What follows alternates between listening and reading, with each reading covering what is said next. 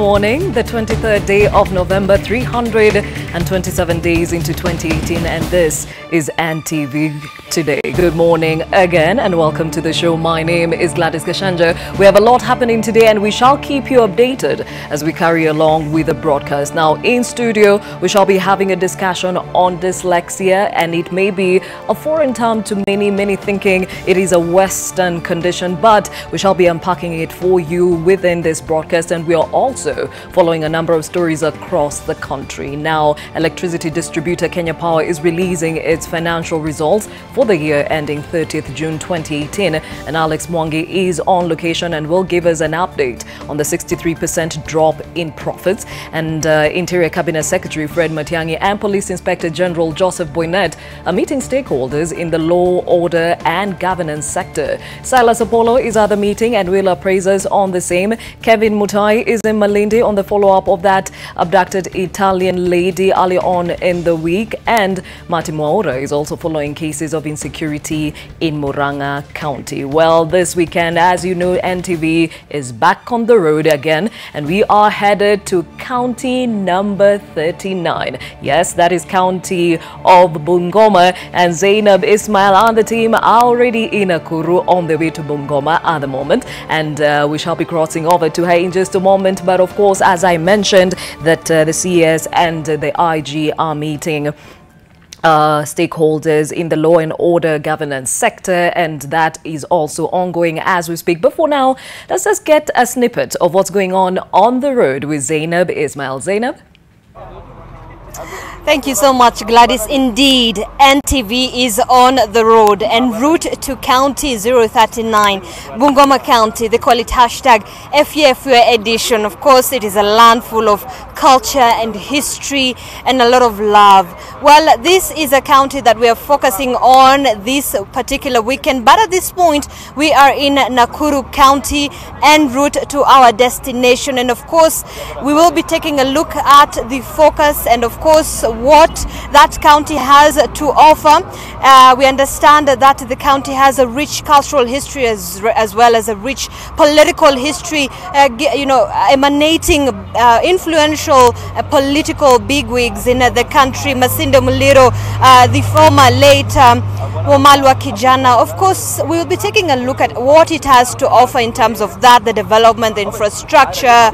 And we'll also be talking to the county governor of that particular area. And of course, what we understand about Bungoma, fact about it is the fact that it has 9 constituencies and it borders 3 counties at Trans Nzoia, Busia, as well as Kakamega. And before we give you, the glimpse of what Bungoma has to offer, my colleague Bridget Sungana is here and she will be speaking to some of the residents of Nakuru just to understand what really they understand about Bungoma and what Bungoma has to offer. So let me hand this over to Bridget, who will be talking to some of the residents here. Bridget, I don't know, I mean, some of the residents here are saying they've never been to Bungoma, others saying they have been to Bungoma, and they have an interesting experience from that county. Maybe speak to us about that. Okay, so thank you so much, Zainab. NTV on the road is just hitting Nakuru County this morning, and just as Zainab has mentioned, this is a transit town. Most of it started because of the railway construction, and it still remains a pivotal route for those heading towards the western side of this country. But the wananchi are here. We're going to push this to them. Ma'am, habari yako? Salama. Unaitwa nani? Naitwa Jane. Jane, tueleze umeifika Bungoma, unajua Bungoma ni nini na nini natoka huko Bungoma? Bungoma kenye kinatoka huko ni nduma. Nduma. Tuambie hapa Nakuru nduma mnapata kutoka Bungoma, mnauzaje nyinyi? Naona mmeweka nduma zenyu hapa kwa barabara. Tunauza vizuri lakini saizi kasi iko chini kabisa. Kwa nini? Hata sijui sasa juu imeenda chini. Imeenda chini. Ni shida gani inasumbua kupata nduma kutoka Bungoma ndio ifike Nakuru? Unaona ni shida gani? Transport ama ni pesa bei ya? Transport imekuwa juu. Sawa, acha nisonge hapa. Habari yako? Mzuri. Unaitwa nani?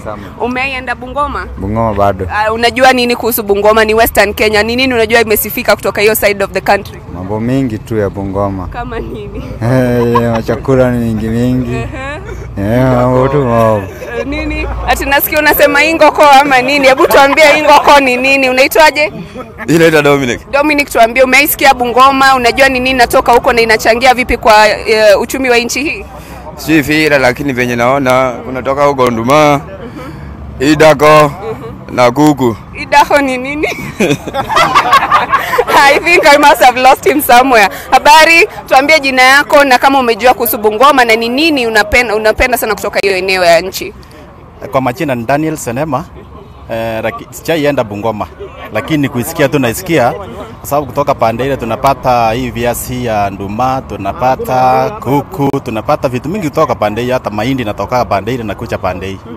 At least hiyo ndio vitu tunaona inatoka pande hiyo. Inatoka pale. Ni nini ungependa maybe kujua, sababu NTV inaenda kule inataka kuangazia baadhi ya vitu katika hiyo county. Tuambie ni nini ungependa kujua kuhusu Bungoma yenye pengine haujaijua. Tunataka sana kwanza katika kama sisi sekta yetu ya bodaboda. Ndio tunataka kujua kwamba pande ile nao bado wanakimbisha vitu tunakimbisha namna hii ama wao wanafanya kazi yao kwa ustadi. Hiyo sana tunataka kujua kutoka pande hiyo. #masaibu ya bodaboda. Masaibu ya bodaboda ndio tunataka kujua sana. Asante. Sioni kina mama, acha niongeze na huyu. Mam kuja.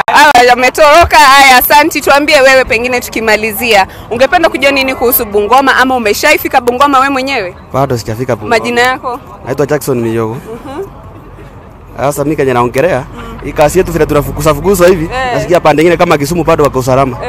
Ndio nataka serikali tuchuage na mimi tukae kama salama kama nini Kisumu. Mnakimbizwa sana? Okay, this being a stage, definitely there are so many boda operators and I think they would like to highlight their challenges. I don't know if people in Bungoma would have the same sentiments, but just because of gender parity and equality. I'm just going to move here to this shed here and you can kind of see that even if it's a different part of the country, we do benefit in terms of, they're talking about the ndomas that are here. These are being straight shipped from Western Kenya, and I'm just going to speak to another lady here. Ma'am, naona unapanga ndoma yako, tuambie unasema inatoka Bungoma, eneo gani hasa? Ate? Hii ndoma yako unasema inatoka eneo gani ya Bungoma huko? Inatoka Busia. Inatoka Busia. Sasa tuambie nyinyi mnategemea tu hiyo, hakuna kitu kingine inatoka Western pengine inakuja huku? Tunatua tu ni hizi nduma peke yake na ngwashe tunatoka kwa pande ya Kisumu. Ungependa kujua nini mengi kuhusu Bungoma? NTV sasa inaenda huko, itakuwa inasoma habari kutoka huko. Wewe ungependa kujua nini kuhusu Bungoma? Mimi ningependa uende tu ukijua, waulizie bei, unajua labda wanatugonga bei zaidi kuliko huku. Alafu tujue venye wanapanda hata sisi tujifunze pande hii. Tusiwe tunategemea wao sana. Okay. So NTV on the road is literally hitting the road. I'm just going to be handing the mic back to Zainab, who is the captain of this edition on the road. I'm just the hostess, albeit for a minute. Zainab, over to you. I guess the two captains in this flight, but you know what? They say Bungoma County has earned its reputation as a county of storytellers, and of course also earned its reputation for its energy in terms of music and dance. And I'm very excited with the fact that we'll be getting to experience the outcome. What do they call it? Tindikiti. The Tindikiti. Hupa Mavika. All right. All right. That's it. Dance, Bridget seems to know quite a lot about that, and she'll be teaching me a lot about that while we head to Bungoma County. But at this point, I'd like to take you back to the headquarters in Nairobi Nation Center. We'll be handing it over to Kevin Mutai in Mombasa. Thank you so much.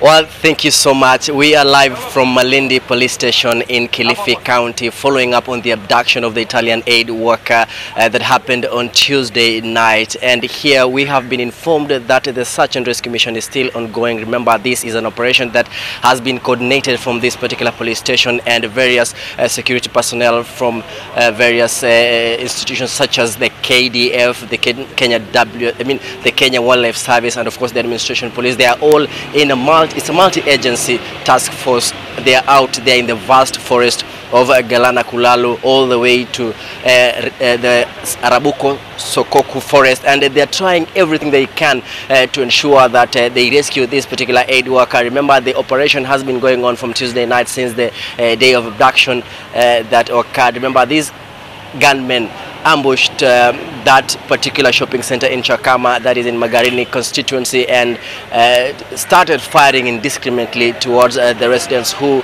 who had assembled in front of a shop in that particular shopping center. And of course, they have not been able to identify these particular gunmen, and police have so far arrested suspects, and they've interrogated them, and they're saying that they have given crucial information, and they believe that with that information they are closing into the particular location where these particular attackers had fled to. Remember, also they confiscated 2 motorcycles that they believed these particular people used to flee before abandoning the motorcycles in the forest, and of course taking off on foot.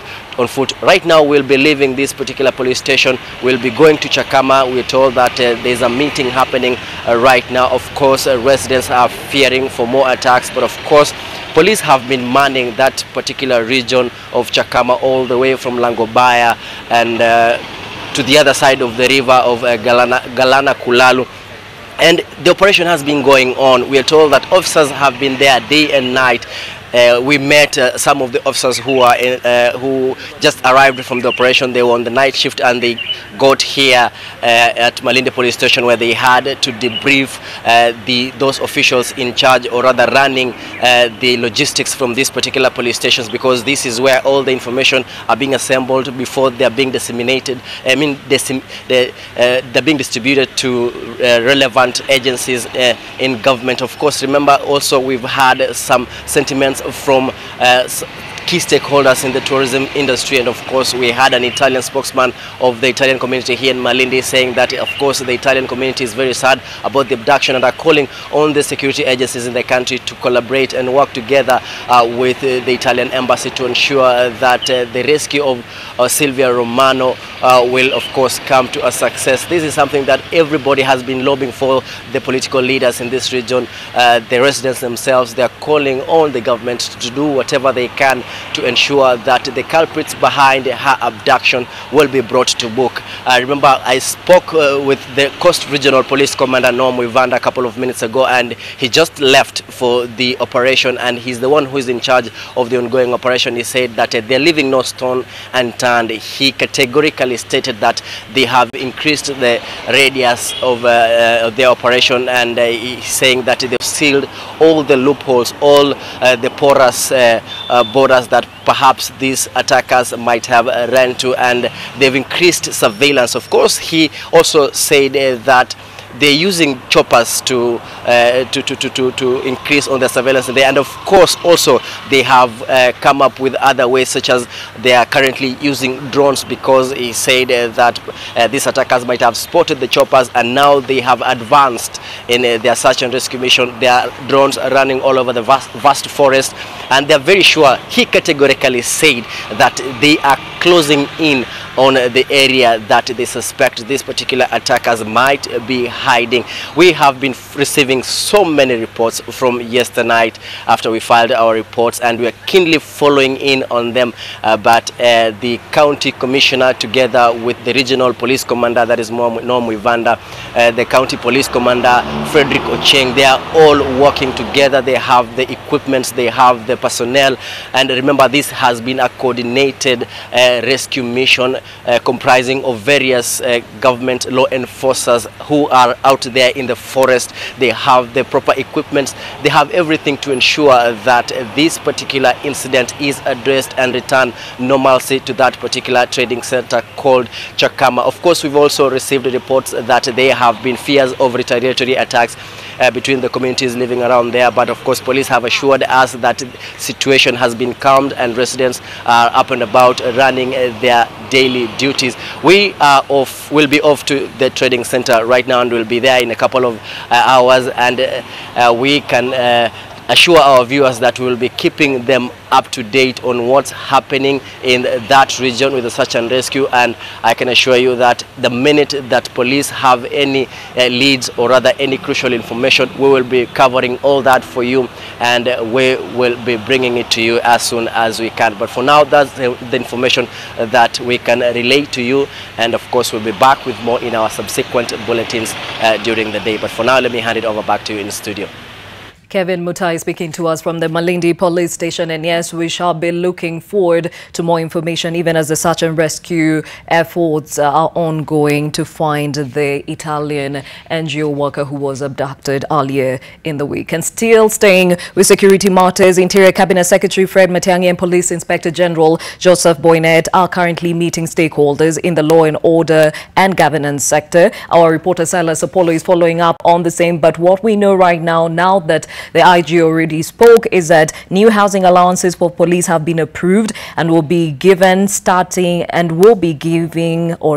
next month. New uniforms will also be given as had been directed by the president. There will also be new commanding structures for the police which have been finalized and will be published soon. Well, that stakeholders meeting still ongoing as we speak at the Intercontinental Hotel.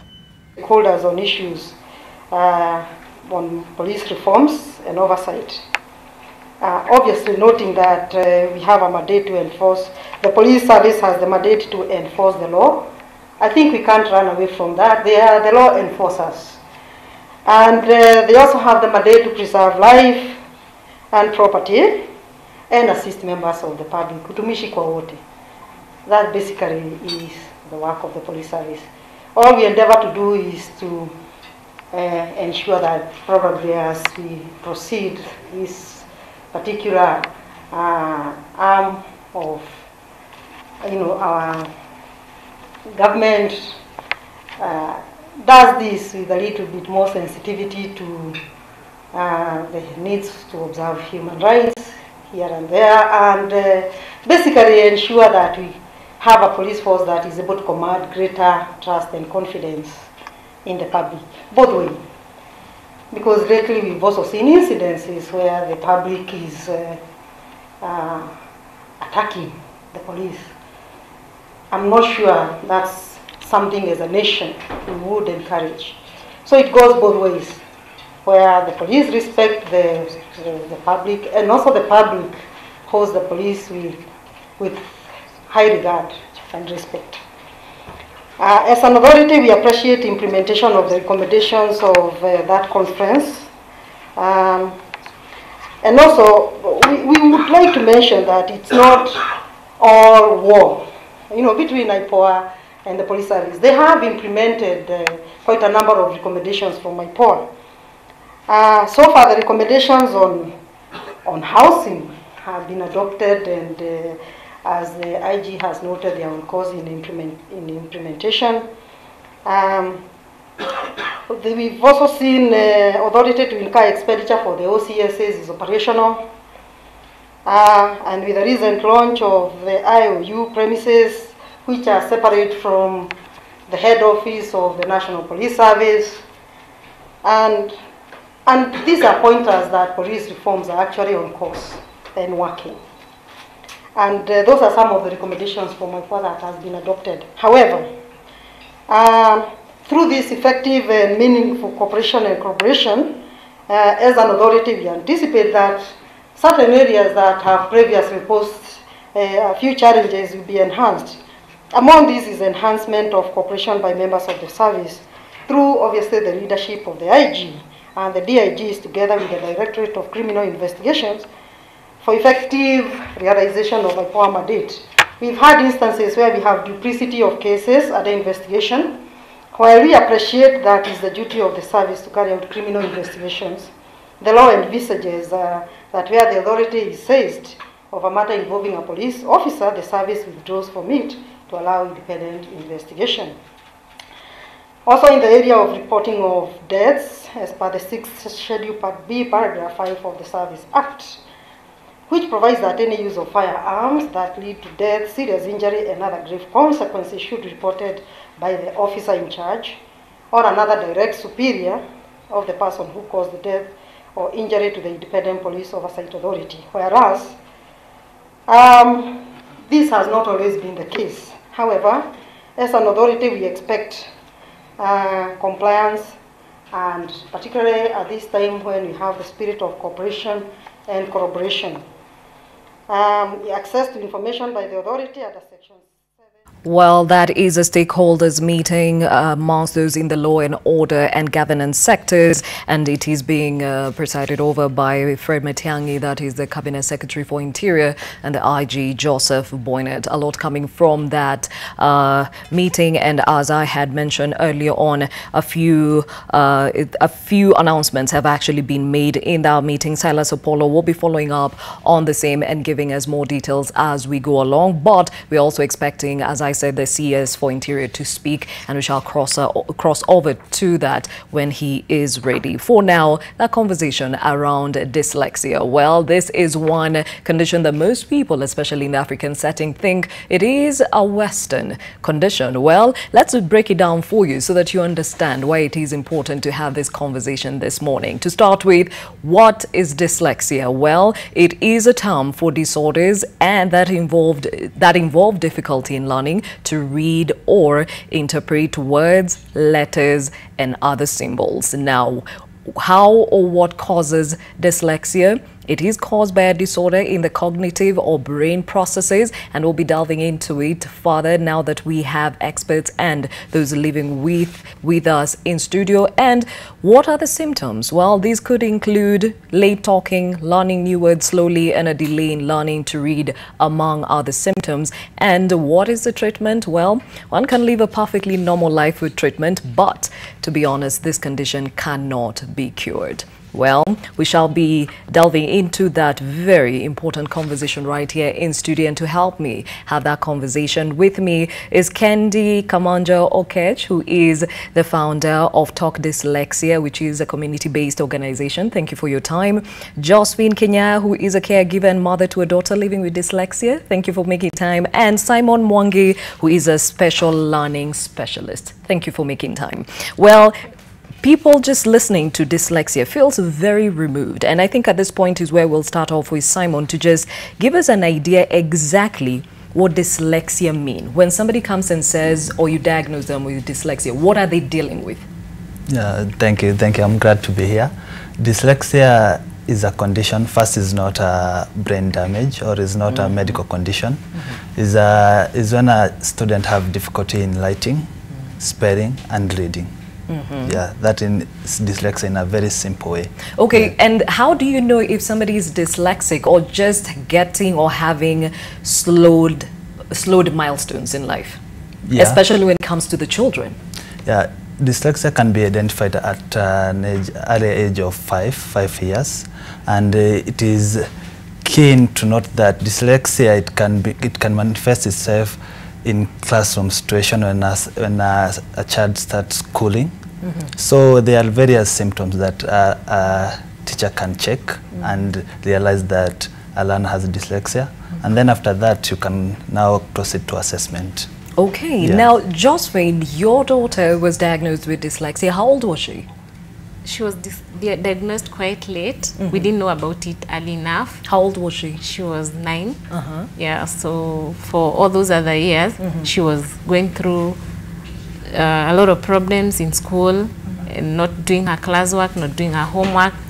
And she had those signs of dyslexia, but no one, not the teachers, not myself, not the community, no one knew about what was the problem. Yeah. And how did you what gave it away? After all the years of suffering, there came a point when we felt that maybe she's too young for her class, because she was young. She was young. She was always the youngest in her class. So we thought maybe the reason why she's not doing well is because she's so young to be handling what she was handling. So we decided that she was to redo her grade. So we took her for an interview she begged us not to have her repeat in the same school, because she felt that people are already mocking her and laughing at her and calling her names. So she felt that if she repeated in the same school, they would laugh more. So she told us, please take us to a different school. Then we asked her to choose the school that she wanted to. We took her for an interview and she failed miserably. She was given a paper that was supposed to qualify the class 3 to class 4, and now she was already going to class 5.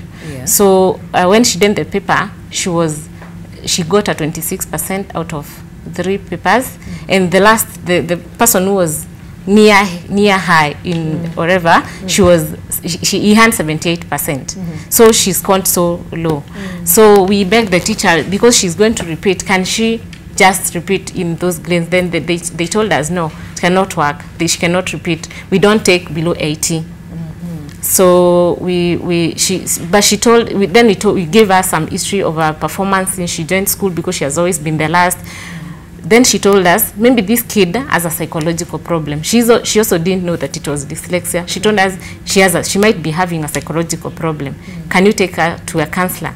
Then we took her for counseling for a whole month of December. Yeah. She actually stayed there with the counselor at her home for a whole month. But she only said, the counselor said, whatever she noted is that she was exhibiting low self-esteem, but nothing much, not anything psychological, that there was nothing that was really bothering her psychologically. So at this point, even the psychologist did not pick up on the fact that there could be something that was feeding to the self-esteem. She actually did. She actually did, because whenever she was given work to do, school work to do, she would start throwing tantrums. She wants to go home. She has a headache, all sorts of tantrums. Then that is when fortunately the dyslexia organization Kenya and the counselor are neighbors. Okay. So she said, maybe this kid could have a problem, a learning problem. Let me take her to the organization. So when she was taken, that's when she was not assessed at first, but they noted something. Then they called us for assessment. Then when we went, she did the assessment and she tested for positive for dyslexia. Okay, I know you've mentioned that normally when she would be given schoolwork, she would exhibit certain, like throwing tantrums and all that. But that's because she already knew she had difficulty in it. But before we got to that, like you said, her history was that she was doing poorly in school. The symptoms vary from one person to another. Yes. What was your daughter facing? Pronouncing words, like the word, the simplest words that kids know, look and say word. Okay, in baby class, she had the problem with B and D. She could not know what is, like there are some small sentences that are given, a cat, Dan has a car, then she would write, Bab has a car. Then she could do sums, get a 9, but do a P, write a P instead. Yeah. Okay. So she had those. She could not be able to. The letters with the same formation, like D and B. They had the same formation. Yeah. B and D, M and W. Those to her, they were one same thing. Okay. Yeah. Then when she went to a higher class where she was supposed to be doing look and say words, like the one house, like the one mother, she could not understand why a mother is M-O-T-H-E-R. She according to her, mother is supposed to be written like M-A-T-M-R-T-H-A. As you pronounce it. Yes, it. as you pronounce it. Okay. So that was our biggest struggle to date actually. There's some words, already she is able to do the simpler words, but like she goes to an international school, she has not been able to write that international to this day. She has it on her books, on the bus. She writes it as I-N-T-A international, just the way, the way you pronounce it. Okay, how old is she now? She's 13. 13. Yes. Okay, now before I get to Kendi, because her experience is totally different, Simon, maybe to just bust a myth that most people think about is what dyslexia is, reading words backwards. I have read that is a myth. Is that the case? Yeah, sure. Some, not all, yeah. So are you saying there are instances where a child would actually literally see a word like, for example, baby, and read it biba? Yeah, they do. But definitely the backwardness, it manifests itself through writing mostly. Yeah, that's how it manifests itself. But through reading, not all. Yeah, there's a small percentage which will lead backwards. Yeah. Okay, now to you, Kendi, you came across dyslexia when you were way older in life. And all along you knew something was off, but no one around you understood it, including yourself. So how did we get to, let's start with what it is that you dealt with. Well, the worst part was self-esteem. It was just too low. I thought everyone around me could tell that I have a problem except myself. Even when I go to my daughter's school, like she's in kindergarten, I wouldn't say hi to them because I thought even the kids could see through me. So it was my very low self-esteem. And then also my auditory processing is still a problem up to now. What do you mean by that? Well, when probably you're talking to me on a subject I'm not really familiar with, then I'm not able to process that information that very fast as you talk. So I won't understand. And even when I was in the bank, I still had that problem. Like when you go for training, so I'm there seated and the memories for school, they come back because the experience is the same. What I was experiencing in school when the teacher is in class, I'm not able to keep up with what the teacher was saying. When I go for training, it's the same thing. So I knew for sure something is amiss. Yeah, and then memory as well. So you give me 5 instructions, probably I only remember the last 2. So those were my major triggers of that. And then my written expression is also very pathetic. Okay. Yeah. And you speak in the present. Are we talking about it being the same way as we speak? Yes, it is. Yeah. Okay, so you discovered that you had or you were diagnosed with dyslexia in your 30s? Yeah, 39 to be precise. 39? Yeah. And what gave it away? Well, it got to a point where I said, you know what, I need to know what's going on. It was my own initiative of just feeling this has to come to an end. I need to know, really, am I dumb for real? And then if I'm dumb, is there anything that I can do about it? And then I went to the internet and started looking for answers. And that's when I came across dyslexia. And when I read it, I knew something was off. This and this was is what described you. Yes. Okay, now more conversations around dyslexia, as you can hear, and I'm sure it now is triggering something familiar, something you've seen. You could not probably explain it, but yes, it has an explanation and probably it is dyslexia. We'll delve into it even further. Before now, let's cross over back to the Intercontinental, where the Interior Cabinet Secretary Fred Matiang'i is addressing the law and order and governance sector stakeholders meeting.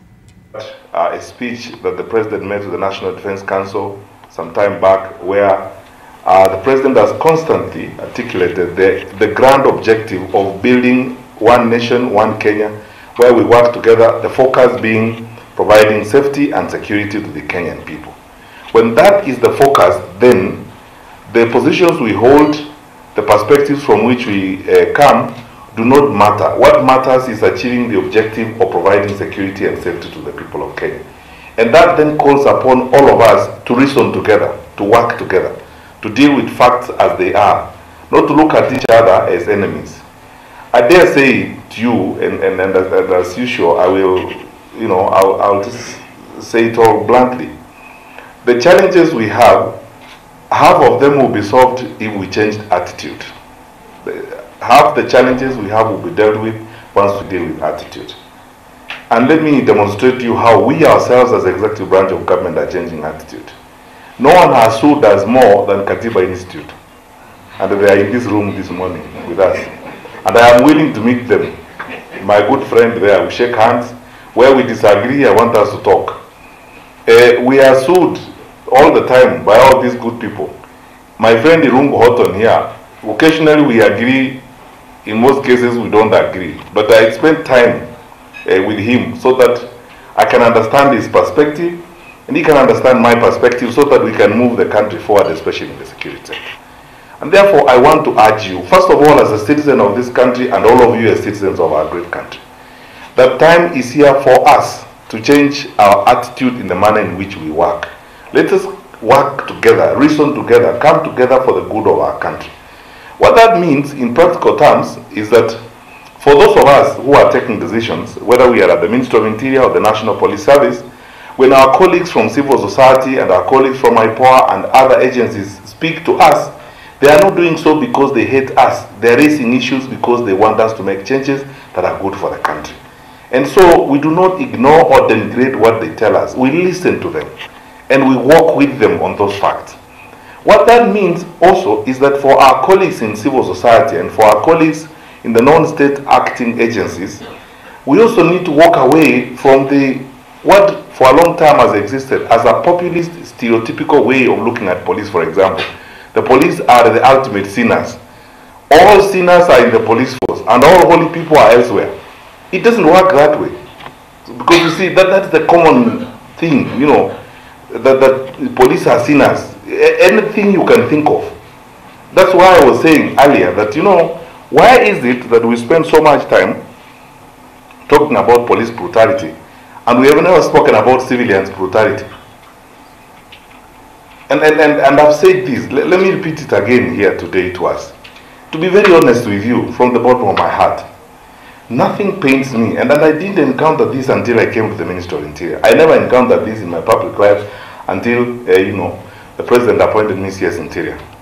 It pains me. It's one of those days that you go home. I thought I was seeing more painful things elsewhere, but when I came to the Ministry of Interior, let me tell you guys, to meet widows of young police officers who have been killed.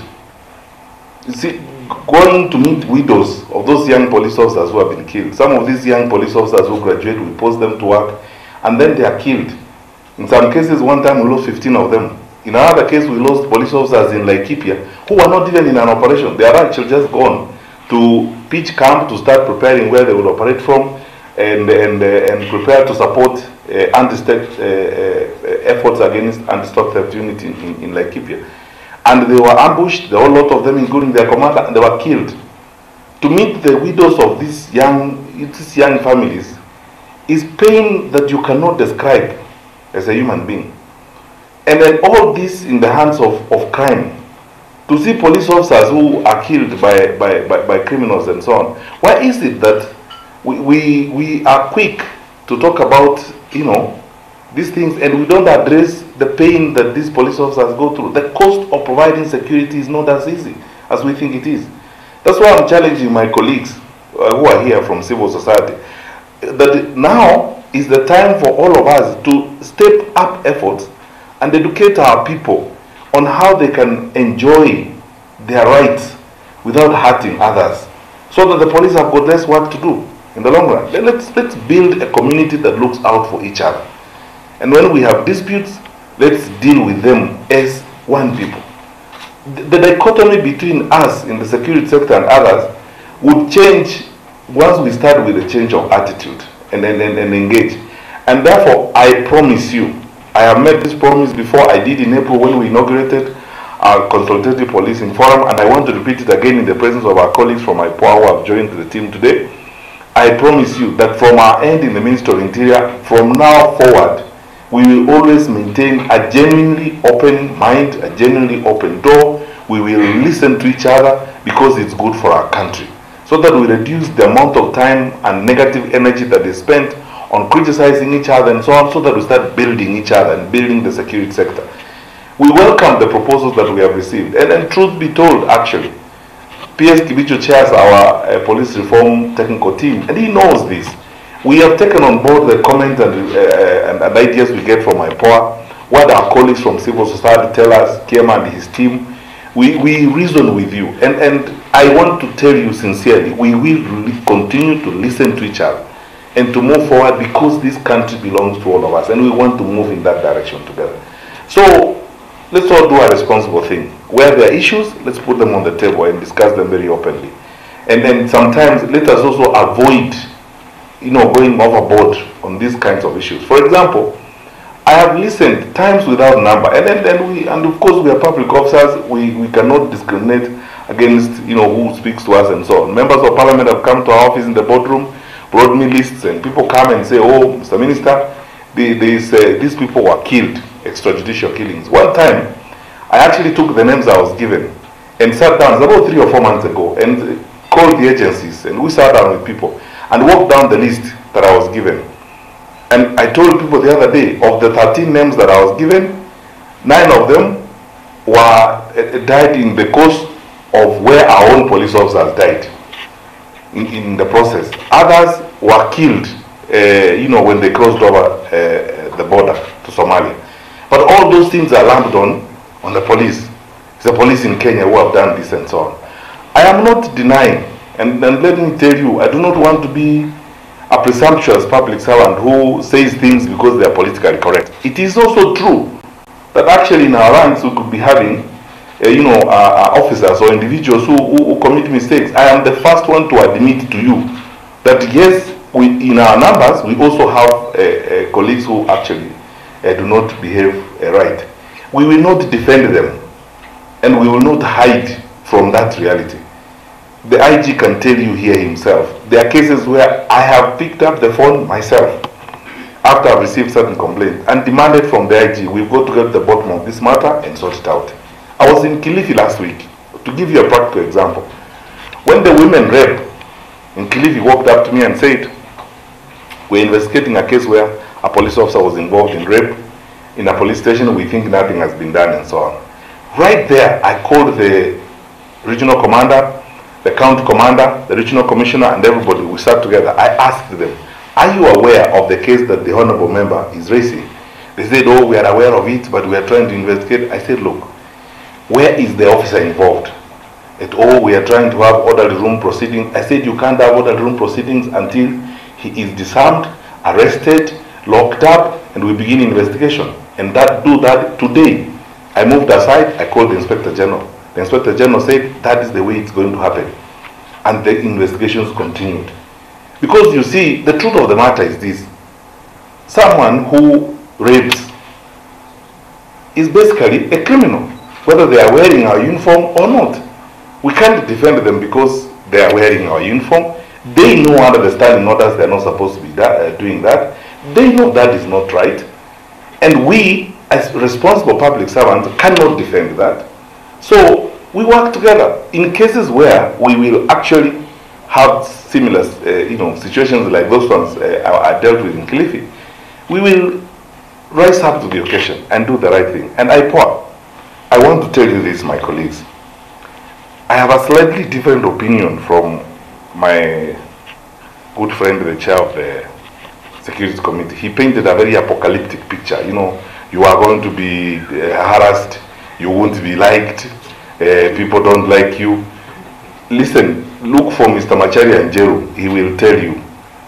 I would like actually to work with you in cases that are supposed to be investigated among us, the police. When you send the documents to the Inspector General, give me a copy also. We work together. You will have support from us. Your work is not going to be difficult. It is going to be easy because we are going to work together with you. And we will support you with all these people. And we are going to do it in the sun, in the open. Because those days are gone. And you see his evidence. You are hardly 3 months old and we are all together. The IG has even been to your office. I have been with you and I'm going to come to your office next week so that you tell me how we are going to move forward on the work that we are doing for the country. We must build this country forward. I want us to carry on with the attitude our president has demonstrated to us. That these things are possible. We can actually move our country forward when we talk to one another. Kama kuna shida, tunazungumza pamoja. And we move forward. So whatever support you need from us, you will get within the law and we will support you. Our Inspector General is completely open-minded and ready. Those cases of investigation. But there is only one catch. I want to tell you, my brothers and sisters. Let us not talk. That's not to find a case. It's as simple as that. Let's work. And I want us to publish data. Nataka kila mtu ajue how many cases are being investigated, how many have we successfully investigated. Because if you tell me we have about 900 reports and about 700 of them have not been investigated, we have issues. That is it. So let me know why we have not investigated so many and where the problem is. Kama kuna shida, tutaongea na ndugu yetu hapa Inspector General. We support you to investigate all those cases. We will not walk back on this. It's a responsibility we have been given. We will do it very openly and very sincerely, as it were. And cases where for sure it is possible that there somebody has killed someone in circumstances that are not understandable. Just this morning, I hope I am not even revealing anything I shouldn't. I did. Just this morning, IG and I have just spoken about a police officer who shot someone dead last night, and we have agreed that after our team looked at the evidence and so on, IG and I discussed the matter this morning at 7 o'clock and agreed this thing doesn't make sense. Disarm the officer, arrest him. Let's proceed. You see, the question is, where there is genuine, this is an incident that happened in Kiambu last night. And you see, between then and now, we've moved on this. Let us also refrain from the habit of condemning police officers, even when, honestly speaking, they haven't done what we are accusing them of doing. But where there are cases where we believe wrongs have been committed, let us also honestly investigate them and pursue those cases to the end, as it were. The grand objective must not be forgotten, that we are one country, we are one nation as we move forward, and we are going to move forward. Listening in to the CS for Interior Fred Matangi, even as he addresses a stakeholders meeting in the law and order governance sector, and the primary subject is enforcing law and order. And also in our meeting earlier on, we were informed that there was some announcement that was made by the IG, who said new housing allowances for police have been approved and will start next month, and new uniforms will also be given as had been directed by the president. And also there will be new commanding structures for the police which have been finalized and will be published soon. So a lot coming from that stakeholders meeting, and we'll give you more details of the same in our subsequent bulletins. Now back to that conversation on dyslexia. Many do not understand it, but it affects very many people. Actually, to be specific, research says 1 out of every 5 people is struggling with dyslexia. Well, in studio with me, Gladys Gachanja, founder Talk Dyslexia, which is a CBO, Josephine Kenya, caregiver and a mother of a daughter who has dyslexia, and Simon Mwangi, a special learning specialist. Now, earlier on, Kendi, you were speaking about how it was diagnosed later in life, and it made now finally the dots, lined up, and you could understand why some things were difficult for you. What is the one thing you realize about the people around you who did not know what you were dealing with? How did they deal with it? First of all, none of them believed that I have a condition, because in high school, I was topping in maths and sciences. So when the guys who done well in those subjects are called, my name is there. So everyone knew I was a chop. So now when I come up and say, and I got a second upper in finance, BCom finance. Wow. So of course, guys are like, there's no way you can have any condition, because you're saying it's a learning disorder and then you achieved all this. It doesn't make sense. Then I'm still trying to convince some of them that I actually have, I have this condition, yes. Okay. All right. Now, for you, Josephine, before we get to Simon to help us understand that, there are things, as we had said earlier, it doesn't mean that your child has a brain condition. It doesn't say that they are not intelligent. They're just struggling with a bit of their life. What is this that Josephine is really good at, or rather your daughter is good at, Charlene? Charlene is very, very good at sciences, as Kendi said. Yes. Okay, what dyslexia does, it makes someone, they understand what facts. They deal with facts. Easy history ya tunamwambia kulienda kulikuja, they cannot understand. But something that they can see, like practicals, she's very, very good in practicals. Something that she really can understand. Yeah, many people ask, just the way Kendi is being asked, are you sure Charlene is dyslexic? Because out there she's super girl. She's actually a model. Oh, all right. Last in July she went to Thailand for a little Princess International, and she came out as a runners-up and a talent, and second in talent.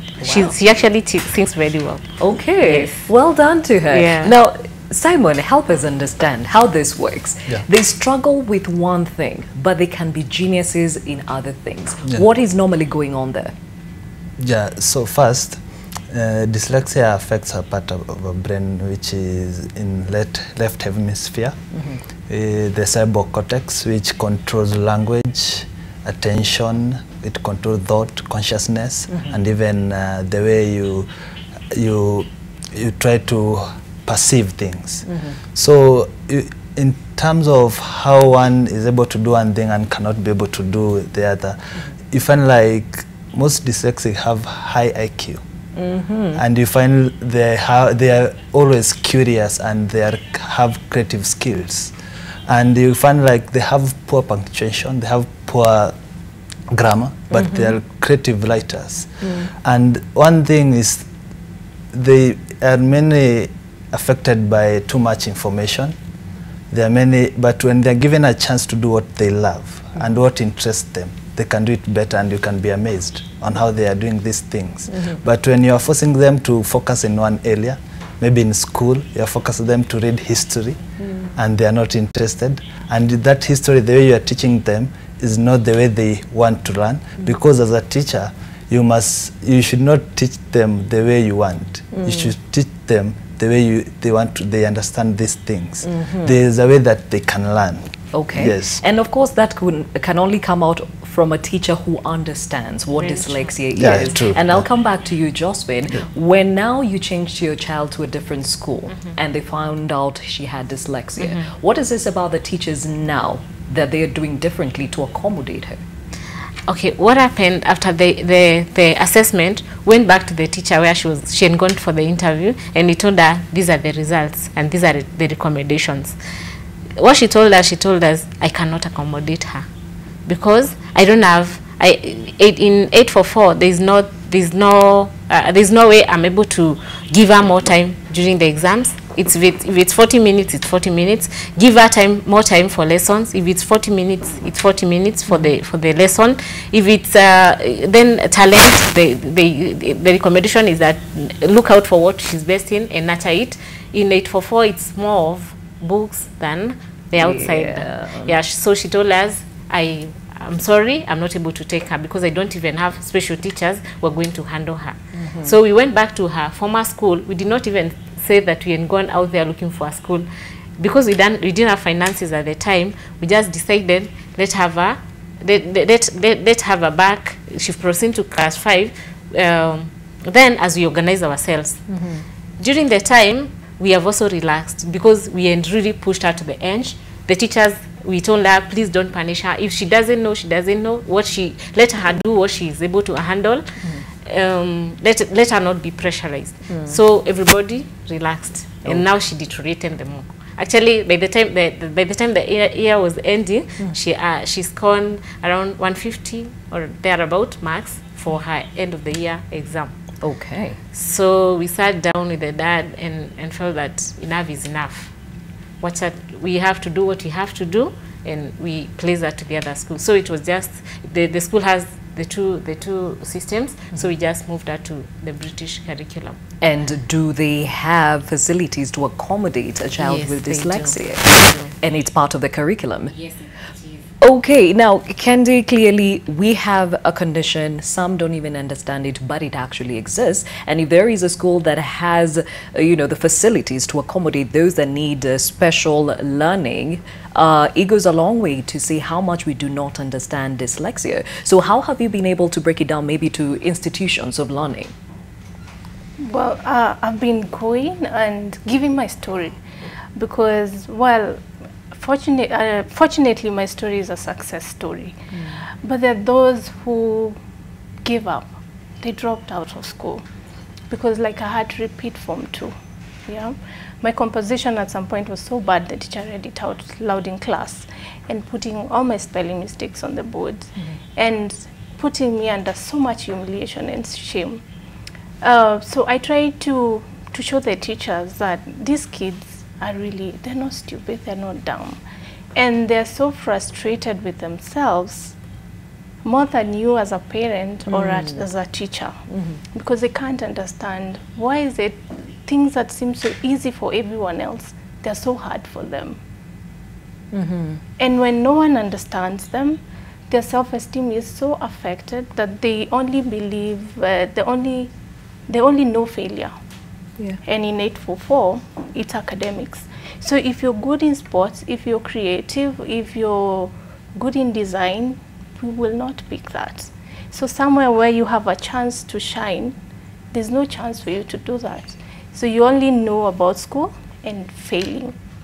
So even after school, you're carrying yourself with so much, your shoulders are just drooping like this because you're thinking life is just, you don't trust that you can actually achieve anything in life. So I get, through my story, I tried to bring them to where these kids are coming from. And also go with a specialist. So when I give my story, they also now talk about dyslexia from a professional perspective. And I do that with the teachers plus the parents. So even when you're told as a parent your child has this condition, then it doesn't come as a shock, and you're like, you know what, you go straight into denial. Because now when you go into denial, you're delaying the time this child can get assisted. Yeah. Okay, now it's interesting that you say that, because we are in a country where 844 is a system of education, and we just saw the release of results, and it's that season where a lot of results will be put across, and that might just be used as a reflection of a child's capabilities, but most often than not, with this information in mind, it could be just that they are struggling through something because it's beyond them. And when we come back, Simon, you'll speak on that. For now, that conversation on dyslexia continues right after this break.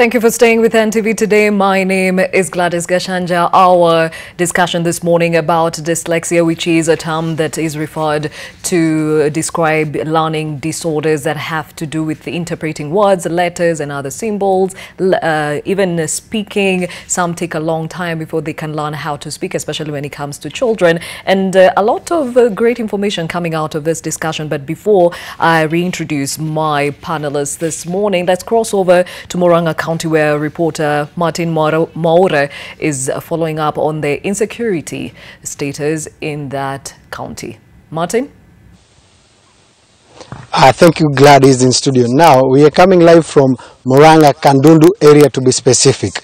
Now, of late there have been cases of insecurity in Murang'a, more so in this area. It has reached a point that even women are feeling unsafe at night. Now, the latest victim is an 80-year-old grandmother who was attacked at her home. Now, we are going to talk to some of the residents to hear from the horse's mouth to tell us what has been going on. Has this matter been reported? Have these issues been resolved? Let us talk to a few individuals and tell us maybe what is happening. Okay, karibu. Tuanzie na majina yako and maybe tell us what has been happening in this area. Naitwa Steven Chege na hapa ni kwa nyanya yangu. Mimi ni MCA wa Murang'a County Assembly, na last week on Monday nilipigiwa simu kwamba shosho amepigwa na mawe. Iko kijana alikuja bila shati, alikuja akapiga dirisha na mawe kubwa. Hiyo mawe ikamwangukia kwa kichwa, so alafu akaruka ndani ya nyumba. Shosho is 80 years old, so akapiga nduru, ndio hawa neighbors wakakuja kupelekwa hosi kumhoji, hata hawakubeba kitu. So walisumbuana, lakini sasa shosho ako na nguvu kidogo, akaweza ule kijana mdogo.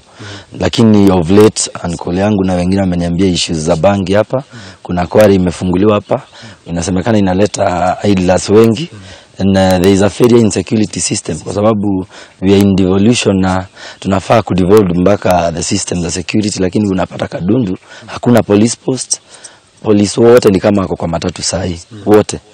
So tunaomba at least hata kama wanashughulikia matatu wajue venye wataleta security Kadundu area. Juu kumekuwa na kesi za rape hapa, kumekuwa na kesi za bangi, na wenyeji wanajua. Imefika mahali hata kuwaita hawa residents wakuja waongea hapa wanaogopa, because the guys have instilled fear in them.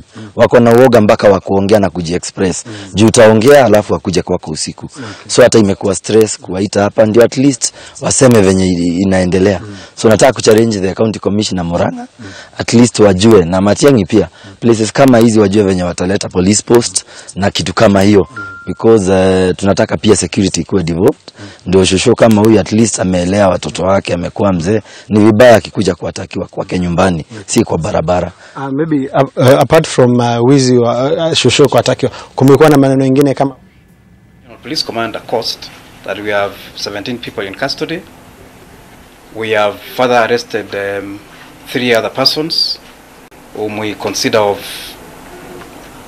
as persons of interest to these investigations. They have given us very valuable information which has gone to assist the ongoing operation to trace and rescue the lady who was abducted by unknown persons.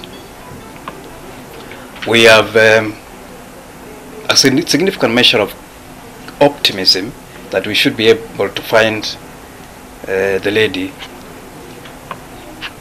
within the shortest time possible. And at this point in time, I want to say that our thoughts and prayers are with the family, because we know that they must be quite distraught following the abduction of their daughter. And once again, to restate that we are doing all that we can, deploying all the resources at our disposal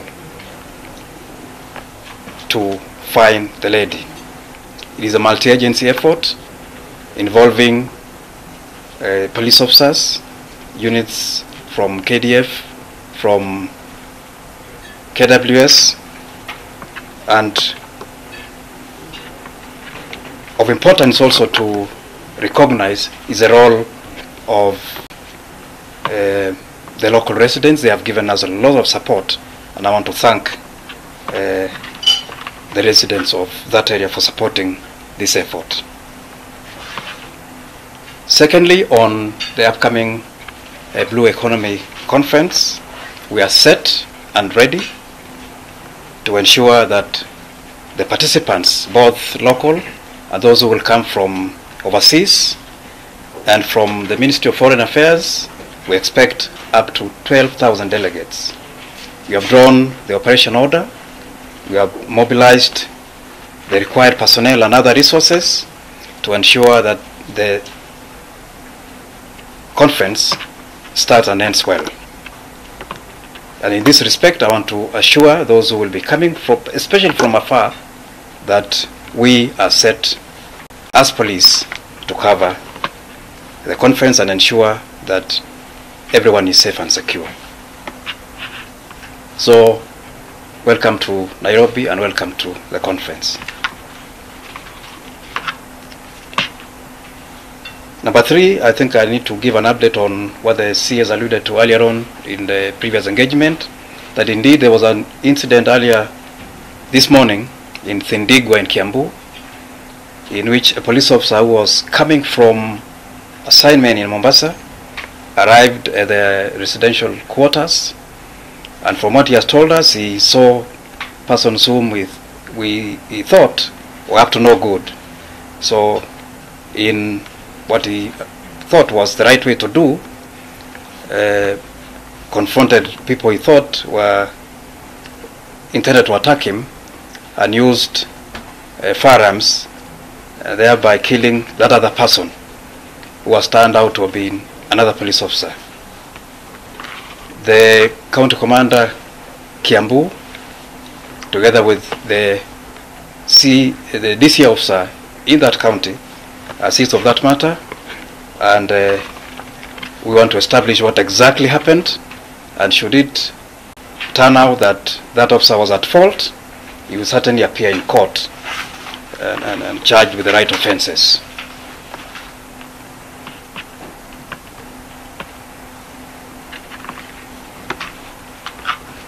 I think for at this point in time, these are the three issues that I wanted to update you about. Thank you very much, and I can take a few questions if you have. Yes. Yes, Bonaiji, on the first point, it's still a bit. There's a lot of speculation regarding the identities of the persons. Initially, when we were reporting on the matter, they were saying Al-Shabaab, yet others saying intertribal clashes. Will you probably give us something concrete? Well, not until we were able to arrest those who abducted that lady, and based on the information also that we will obtain from the persons we have arrested, it is only at that point that we will be able to know who did it. But as of now, we really don't know. All we know is that someone was abducted by persons whom we don't know who they are, and for whatever we don't know the reasons as well. Would it be fair to say the intention was solely to capture the lady, the young lady? We also have had folks who witnessed that incident happen, that they demanded money. So we don't know whether they were robbers. We don't know. For whatever reason, we certainly cannot be fair to the country, and especially the family of that lady, as to who these persons were and why they did it. We don't know as of now. Any other question?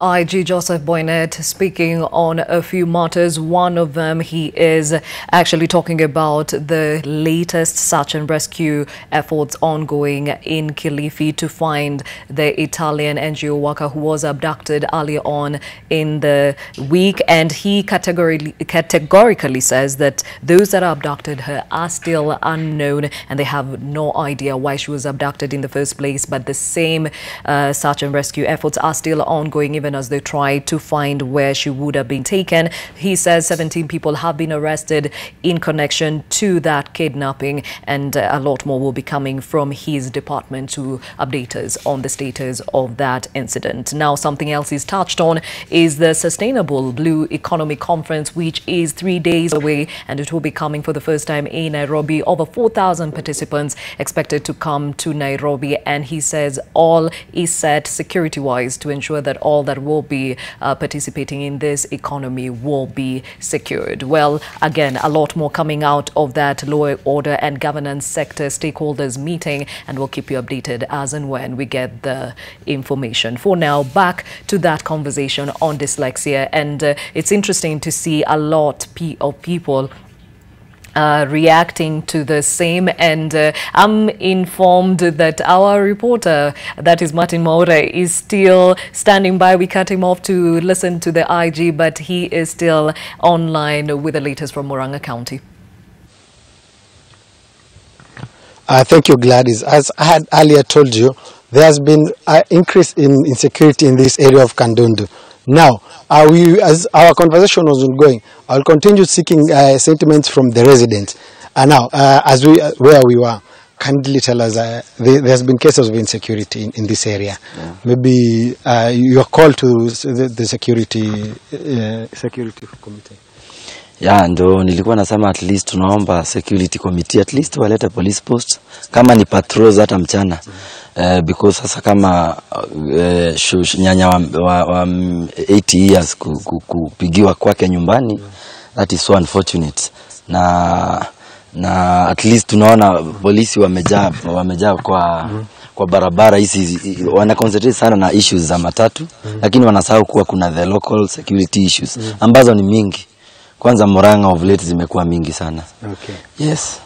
Asante. Let us talk to another resident so that he can tell us.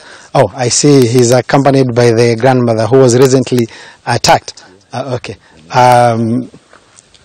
Tafadhali tuanzie na majina na utuambie ni nini ilifanyikia nyanya. Mimi naitwa Pastor Martin Washira na huyu ni mama yangu. Na ikiwa Monday nilipigiwa simu amekuwa attacked na mtu ambaye hamjui. Mtu ambaye ni kijana na alikuwa ako half naked. Na vile aliingia wakangana na yeye, akamvuruta na akamtoa nje. Sasa ndivyo akapiga nduru, alafu neighbors wakakuja. Hii area kumekuwa na ongezeko la wizi. Kumekuwa na ongezeko la wizi na neighbors wamekuwa wakicomplain. Hata kuku zao, saa zingine ng'ombe zinaibiwa, na kuna watu wengi sana wamekuja huku Kadudu area. Kuna settlement imekuwa na ni vizuri, alafu kuna kware imefunguriwa hapa, iko na watu wengi sana. Lakini saa zingine kuna watu ambao hawaeleweki. Ukipitia tu kwa njia unaona tu vikundi za vijana ambao wamesimama na hakuna kitu wanafanya. Na I think hiyo ni kitu ambayo imechangia hii mambo. Pia kwa hii hapa station hii ya reli, kuna manyumba iliachwa huko, manyumba ambayo haina watu, na tunadhani hao watu wanakaa huko. Kwa hivyo tunahuzuni sana, na hata neighbors wako na wasiwasi na uoga, wengine hata hawataki kuongea. I think this is a serious issue. Maybe what is your appeal to the government? Ombi lako kwa serikali ni lipi? I would like to appeal to the government to provide security for these residents. I think it is important, even if it will mean bringing a police post somewhere around here. Again, there should be restoration of police patrols. Nowadays, there are no police patrols. You walk throughout the night, there is no police. And I think that one will help to curb these things. Okay. Yes. Let us talk maybe to one last person. To tell us, maybe she's a lady, tell us maybe what they undergo through. Nataka mama njo karibu, uniambie nyinyi kama mama mnahisi mko na wasiwasi juu ya hii mambo inaendelea huko? Kwa sababu nianzie kwa majina. Majina yangu Veronica Maina. Mimi ni mkaaji wa Kadudu. Miaka imeisha kama inaendelea 40. Na ile kitu iko hapa, tulikuwa tukikaa wenyeji tu hapa, na hakuwa na magumu kama hizi kuizi. Hapa kuko na mitalo, kuko na station area hapa, kuko na manyumba iliachiliwa hapo. Na siku ingine tuliona kama miaka 3 iliyopita kulikuwa na mtoto alikuwa ananyanyasiwa huko. Sasa iko na kitogi ingine hapa. Tulikuwa tukicomplain kwa chief na kwa DO ili watuletee usalama. Kama hapa iko na kanisa na kuko na skuli imejengwa hapa ya nursery, watuletee security. Watuletee chief hapa karibu na askari wa kutugadi sisi. Kwa sababu hapa wamama wengine hawana wazee wamekufa, kuko na watoto hawana wamama, hawana nini baba wao, wanaliswa na sisi grandmothers. Na tungetaka usalama ikiingia kwa hapa kwa Kadudu, hii watu wakwenda huko kwa madarugu na wanaenda kwa Kitogi, wengine wanakaa hapa wamekoboa manyumba hapa, na kunaonekana kama iko mabagi inauziwa hapa. Kuna miraa inauziwa hapa kwa maduka iko hapa karibu.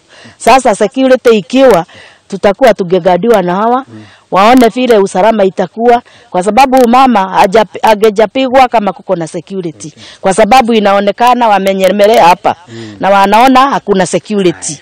Sasa tungetaka kugadiwa na serikali watupatie usalama. Asante sana mama. Okay. Gladys, those are just views of the residents, and as you have heard, their appeal is to be provided with security. Taking you back to studio, Gladys. Martin Moore speaking to us from Murang'a County, and clearly there is rising insecurity in the area, and you've heard from the residents. They are asking that law enforcement officials look into the matters and issues they're dealing with, and it is imperative to actually keep them safe. Well, we come back to that conversation we've been having this morning to do with dyslexia. We're trying to understand this condition that most people do not even know it exists, and those who know it exists do not know how to deal with it. Now, in studio with me, Kendi Kamanja Okech, founder Talk Dyslexia, which is a community-based organization. Jocelyn Kenya, she's a caregiver and mother to a daughter living with dyslexia. Simon Mwangi, special learning specialist. Thank you for staying with me on this conversation. Now, we had mentioned earlier on that dyslexia occurs in people of all backgrounds and intellectual levels. People who are very bright can be dyslexic, and they're often capable or even gifted in areas that do not require strong language skills. For example, art, computer science, design, drama, electronics, math. I mean, you said you excelled well, Kendi, in some of these things. But now that we're talking about this at a time where, you know, KCPE results were just released, we are looking forward to a time we will be seeing the KCSE results. Most people are judged by the results that they get out of their schooling. But some people actually perform poorly, not because of they were not paying attention, it's because they were dealing with dyslexia, but they did not even know about it. So how do you go about in helping those who deal with these children understand there's a difference between a lazy child and a child who's struggling through school with a learning disability? Simon. Yeah, thank you. So first, in analyzing the KCPE result which were recently released, you find like in last year and this year there are over 2,000 students or learners who are below 100 marks, 0 to 100 marks. And these learners in home, they'll be defined by how they scored. Yes. Yeah, and in school, they are labeled slow learners, they are dumb, they are stupid. And you find in most cases, teachers, they find the student like in class they are lazy because they hate reading. You know, for dyslexic children, anything, for dyslexic child, anything to do with mental effort is just a heavy task for him or her. So for a teacher, because I would like to speak to teachers who are out there, especially in public schools, you find like there are various signs that you can check to know that this learner may be having a learning difficulty. And one of them is just the way they spell names, as you have had the way they spell, how you pronounce the word, like school, they just like skull. That's the word for school for them.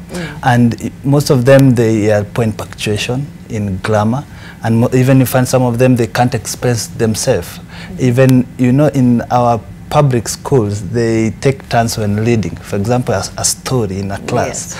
And teacher, when when there's a certain point when a teacher reaches to a certain student, he's jumped because teachers believe that this child cannot read, and student will laugh, saying that he can't read or she can't read. And teachers, they snob this, they just assume it, they don't really go deeper to know what's the problem, what is bothering this child or learner. So for teachers, the task is up to them to know that this learner, they can be helped. If you find a learner cannot be able even to write his name properly, just to write down the name properly. Even some of them, you know, dyslexia is combined with several other disorders, learning disorders, and one of them is dysgraphia. And dysgraphia is when a learner cannot hold and control a pencil or a pen. So what do you expect from that? A poor handwriting. And when teachers realize this, they can seek help, assessment. As you heard, the Ministry of Education is offering education assessment resource center in every county. And when you realize these symptoms, you can take them there for proper screening and assessment, and they will properly diagnosed. Okay, now, Jocelyn, you've walked this walk for a couple of years now. Just listening to Simon, you clearly can tell there are many children that have fell through the cracks because no one understood what they were dealing with. What are the things you've seen? You have your own case, but there are people who've lived your life in a different way. What are some of those loopholes in the system do you think are there that are making this difficult to deal with? The teachers, for one, the teachers are not trained to handle these kids. Our training system for the teachers does not, they don't even know the word itself. Most of the teachers, when I went to the teacher and told them, Charlene is dyslexic, what is that? So I had to break it down, this is what it is. So most of the teachers are not even aware of what it is. So it has to start from the training. Yes. From the teachers training colleges. Those who have done special education, they have done. But those the kawaida teachers, like the P1 teachers, most of them, their curriculum does not cover the special needs. So it becomes a challenge. So it has to start from the training. From the training. Okay, and now talking about the quality of education, the public schools clearly seem to be the ones that are struggling in trying to help children that have this, or even know that they even have this condition. But private schools, some of them have put in place systems that take care of these children. So in your experience, Kendi, what have you seen that the private schools have been able to invest in that should be reflected in the public system? Well, I've visited quite a number of schools, and I can tell you for a fact, even the private ones, the ones offering 844 system, there's almost nothing in place. The ones that have autism, those ones are taken care of in some very few schools in Nairobi. But dyslexia is a forgotten area completely. So there's a lot. Both in public and private, there's a lot to be done. International school assessment is done. We know we are dealing with dyslexia. They're given support. 844 system, nothing. Even in the new system, I understand there were to be grouped, the ones who need special attention. Yes. And then there will be a special teacher to take care of that. But it was implemented, the system, but then the special needs students were still forgotten. That has not been implemented yet. Okay, and what is this about this international schools they have that should be reflected to other systems? Do they have a different class for them? Do they have extra hours for them? How does this work? It's an extra, they have extra classes, they call it support. So after school or in the afternoon, they're pulled for about an hour or two. They're given support. And then when you go for evaluation, depending on where you go, there's a report that you're given by, for my case, I was given by the doctor, who is, he has a PhD in special education, called Dr. John Onala. So I went through some of the reports that he gives. So he recommends on how this child best learns. So then he would give a report that would say this child needs extra time during the exam. Maybe they actually can't read the words. So what they need to do is do audio. I was told of a case where there was a kid who went to London School of Economics and he couldn't write his name. You know why? Because what they're interested in is the concept. Did you understand it? Can you verbally tell us, and we know that you got the concept. You don't have to write it, and that is acceptable. If really you can't write, you can't put it down, you can talk. Then we can evaluate you from, we can know, we can grade you according to how you give the answers verbally. Okay. So, and again, things like even calculators, because you find we struggle with things to do with memory, like rote memory, like cramming something, like multiplication tables. So you are allowed like a calculator in your exam, yeah? And then there are people who are distracted by noise.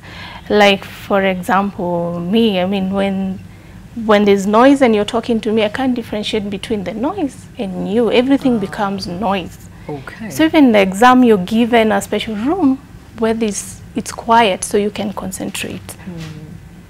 And then there are those who forget that, you know, actually I was doing an exam.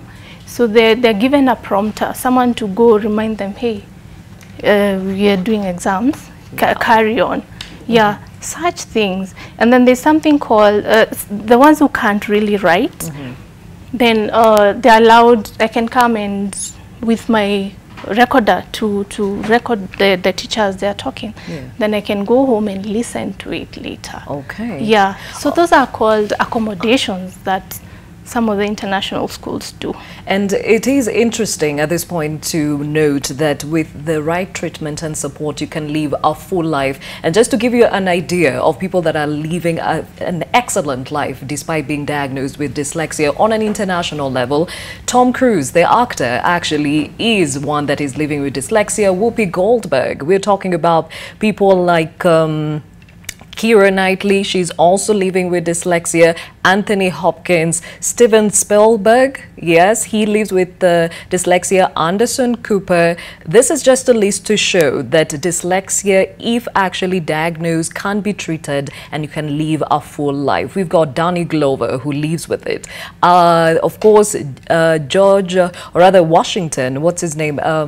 George Bush actually lives with dyslexia, and he was a president of the United States. The point we're making here is just because you're diagnosed with dyslexia does not mean that that's the end of the road and you are not capable of living a full life. Now, back to you, Simon. Now that we're talking about children and the support they need, there's also something that works against them, especially when it comes to their self-esteem, as Kendi had mentioned and Josephine talked about the daughter.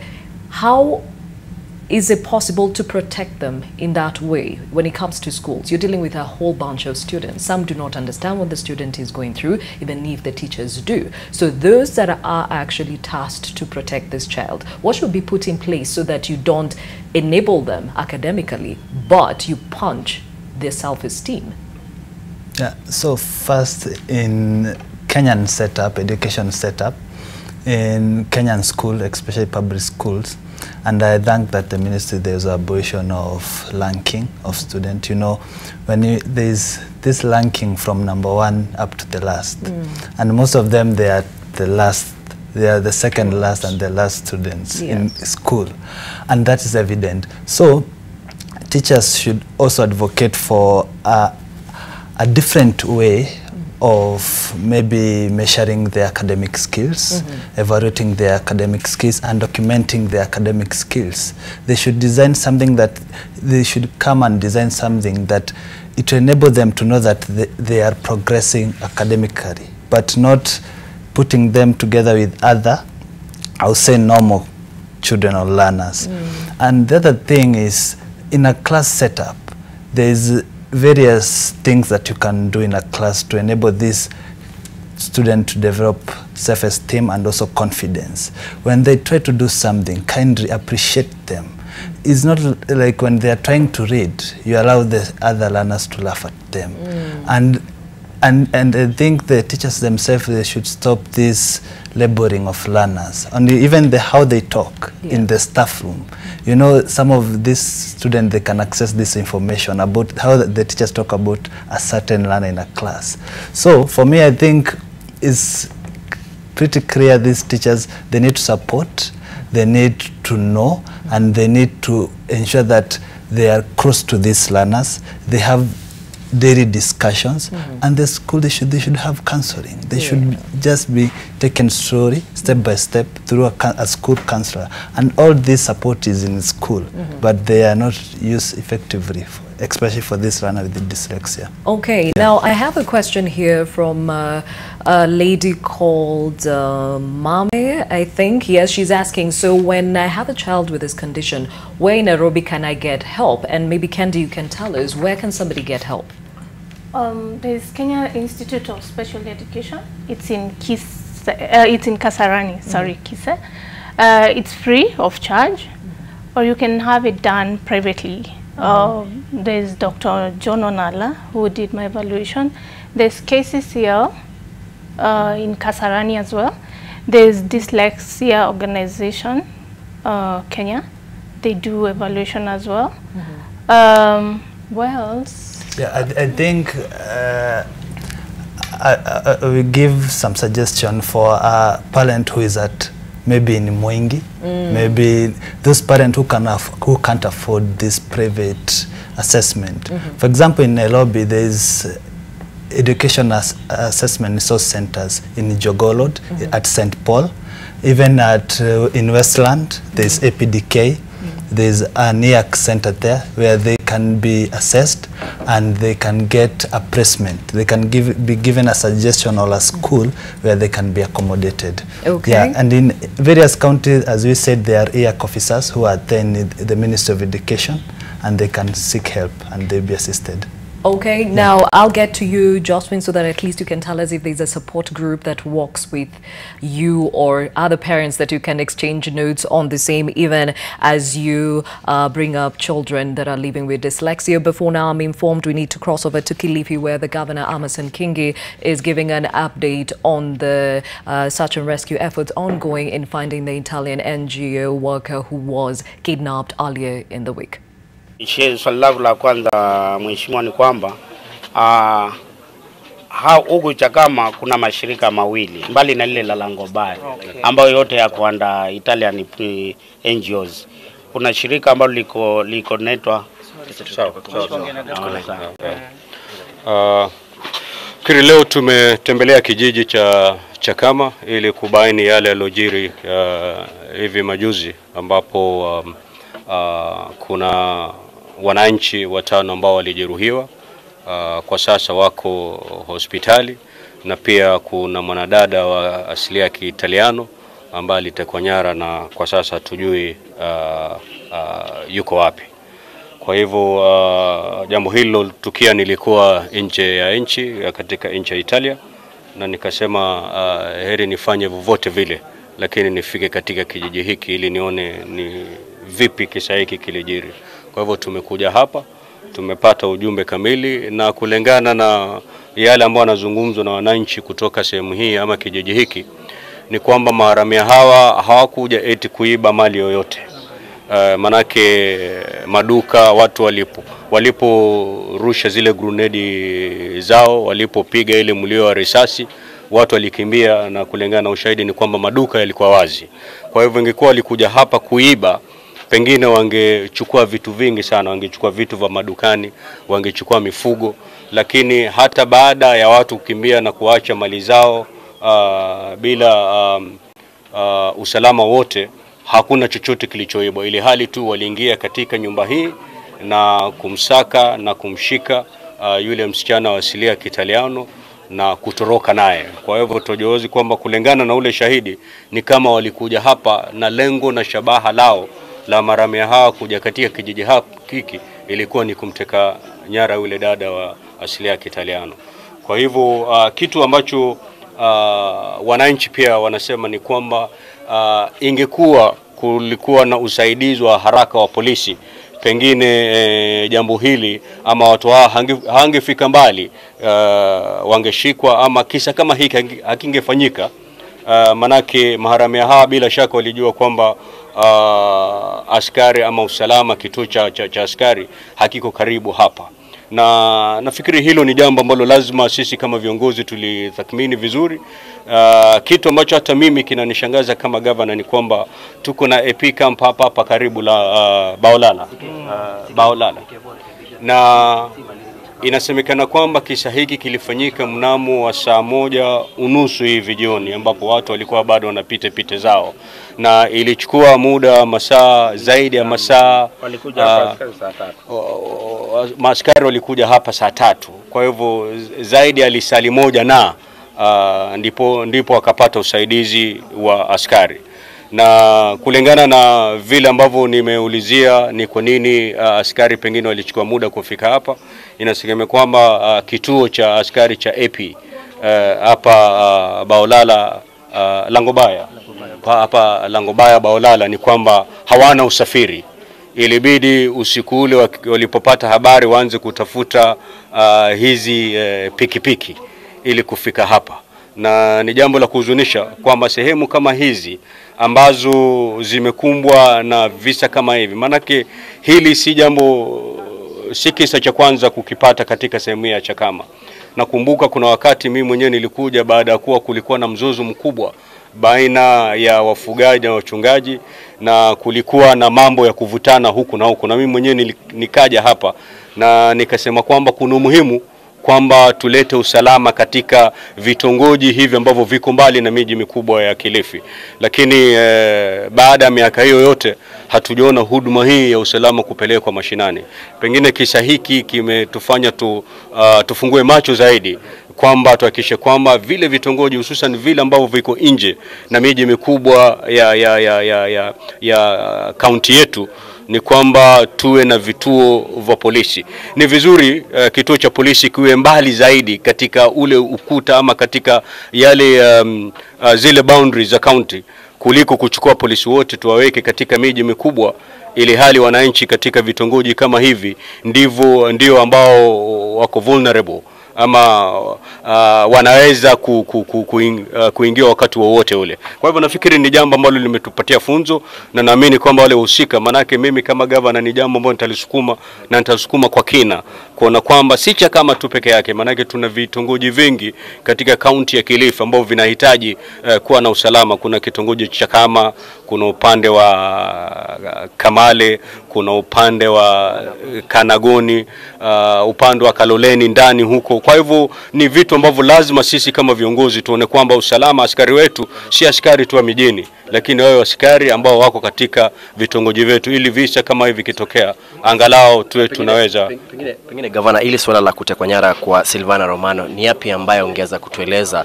Juhudi za serikali zimefikia wapi katika kumwokoa yule dada, na vile vile tungependa kujua ni yapi hasa masuala kama ni nini hasa kinaweza tendeka kulingana kwamba dada yule aliweza kutekwa nyara akiwa eneo hili la kaunti ya Kilifi na vile vile serikali ya Kenya.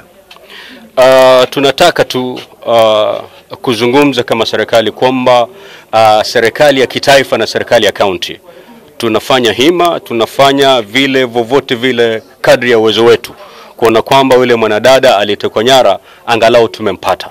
Kwa hivyo tunataka tu kuhakikishia wananchi wa Kenya na pia wananchi wa jamii ya Kitaliano kwamba serikali ya kitaifa inafanya vovote vile na juhudi zozote zile zimeachiliwa na zimewekwa katika mikono kuona kwamba yule mwanadada amepatikana. Tunajua wazi kwamba sehemu ya Kilifi ni sehemu ambayo imebebea sana kwa utalii, na bila shaka visa kama hivi huenda pengine vikayumbisha kwa sababu ya habari potofu ama mbaya kwenda katika nje ya nchi.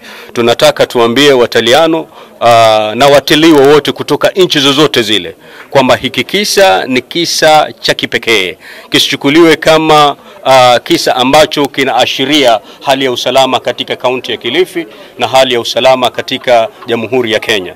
Tunataka tuambie kwamba ni kisa cha pekee, usalama uko katika wakati wote. Kwa hivyo kiwa kuna mtalii yoyote ambaye alikuwa amepanga kuja likizo, hususan likizo ya Christmas na mwaka mpya, asiwe na wasiwasi.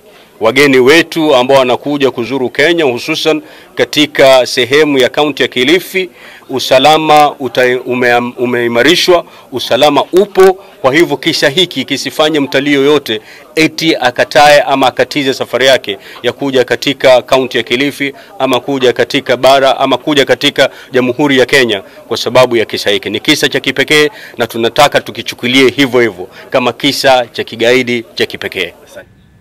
Governor Amason Kingi speaking on the latest abduction of that Italian NGO worker.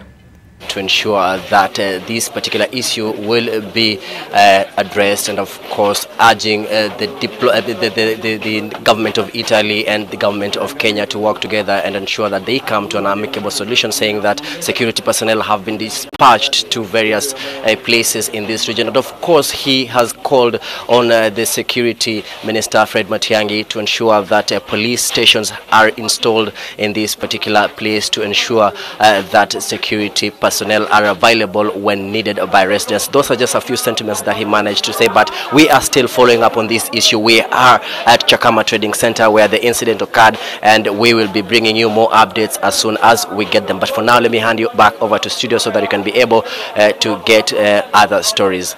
Back to you, Gladys. Thank you. Kevin Mutai speaking to us, as he said, at the Chakama Trading Center, where the incident where the Italian NGO worker was kidnapped. And as you've had, the Governor Amason Kingi says there is a concerted effort between the county and national governments to make sure that she is actually found well and alive. Well, we keep you updated on the same as and when we receive the information. And even as we wind up our discussion on dyslexia, trying to understand this condition and also bust some myths or debunk some myths around this condition. Josephine, in terms of support, which is very vital with anyone that is living with dyslexia, or even caregivers of those living with dyslexia, how important has this been for you? And is there a forum where other mothers or parents that have children with dyslexia can plug into? Okay, there is not much that we've done about encouraging or having a community, but we have a dyslexia community where Kendi and some other parents are there. The founders are two mothers who also have kids with dyslexia, but fortunately for them, the kids have been able to proceed with education. One has already done a degree. I'm not sure in what, and the other one is doing a diploma in, I think, IT or electronics or something like that. So we're trying to come up and unite as and speak one voice as people living with dyslexia and as parents. Yeah, so that we're able to be heard. Charlene did a petition that has attracted 7,000 and something votes, 7,100 and something votes. So it means that this issue needs to be addressed. It was about providing a platform for dyslexic kids, a common platform like everybody else. It also addresses the issue of training of the teachers, and also providing libraries and things that can make the dyslexic learner be able to learn with ease. Yeah. Okay, and the reason why she's referring to her daughter Charlene is because she is a dyslexia ambassador. Yes, she at is. her age of 13, and it's interesting and encouraging to see her live and embrace this and be able to help other people along the way. Now, as we mentioned earlier, this is not something that's only to do with children, but adults also are struggling with this. And with Kendi having been diagnosed at the age of 39, says there are very many adults who probably have been struggling with it and they have no idea what it had to do with. And speaking of which, there's a Kelly Kigera on Twitter who says, I really wish my parents knew early enough. She really feels you, Kendi, right now as you speak about your life and how you struggled through it. So in that case, how can adults also be part of this now that you are the forefront of Talk Dyslexia? I have my website and Talk Dyslexia on Facebook, Instagram, Twitter. So there are not so many adults who've come out openly to say they have it. Yeah. So it's still very new words because while I tell someone, have you heard of dyslexia? Then they'll say, is that something like epilepsy? Yeah, you get all these answers. So you go and explain to them what it is. Then they're like, you know what? I think I am like you. Yeah, I've been receiving calls since my Engage talk. People call me, adults as well. And I feel the comfort they get when they know there's someone who is going through what they went through, who are like them. So it's like a dyslexia tribe, I call it. Yeah. So we are few of us who've owned up to having dyslexia, but I think with time and when we remove the stigma, because it has a stigma to it, unfortunately. I think more people, and even those who are successful and are dyslexic, will come out, and so we can show these kids it's not the end of the world. There's so much that you can do with your brain. Just embrace the challenges, know that they are, but also focus on what you can do best. Simon, in closing, it is imperative that we really, the stakeholders, especially in the education sector, to understand the importance of harnessing, some of this, skills and special needs units for these children to thrive in life. So in the county level, is there anything that is being done to help with this? No, there's not much in county levels, but countrywide, I'm glad that the president launched the education sector policy in May, which for the first time it has noted that there is specific learning difficulties, in contrary with the SNE policy, special need education policy of 2009, which didn't mention the specific learning disorder. So it is a plus for the awareness and the movement, and even in the policy provisions, you can see that there will be provision of more resources, more assistive technology. So I think we are moving forward, and if the policy to be implemented fully, I think for learners, especially in public schools, because I come from a public sector, so they will get help that they need.